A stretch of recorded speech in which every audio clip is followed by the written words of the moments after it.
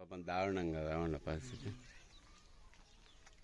రాజన్న సిరిసిల్ల జిల్లా వేములవాడ రూరల్ మండలం బొల్లారం గ్రామంలో గత వారం రోజుల క్రితం అతి గాలి దుమారం దృష్ట్యా కిసంపల్లి పద్మ గారు మా బొల్లారం గ్రామం ఆడపడిచినటువంటి పద్మక్క గారి దురదృష్టవశాత్తు గాలి దూరానికి రేకులు కొట్టుకుపోయి ఎక్కడనో పడడం జరిగింది. నిరుపేద కుటుంబానికి చెందినవారు కాబట్టి ఇదివరకే మా యొక్క సార్ గారు అయినటువంటి మైచాట ప్లాస్టిక్ మధుమహేష్ సార్ గారికి మేము మా బొల్లారం గ్రామానికి ఏ పేద ఇంటికి బాధ వచ్చినా మేము సార్ గారికి ప్రతి విషయంలో మేము సార్ గారికి పంచుతుంటాం మా సహాయక భాగాలు.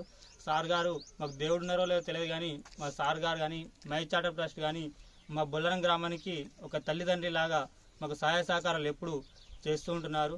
దయచేసి మేము మా యొక్క గ్రామం ఆడపడుతున్నటువంటి ఈ యొక్క బాధను సార్ గారు చెప్పుకోగానే సార్ గారు తోచినంత ఆ గ్రూప్లో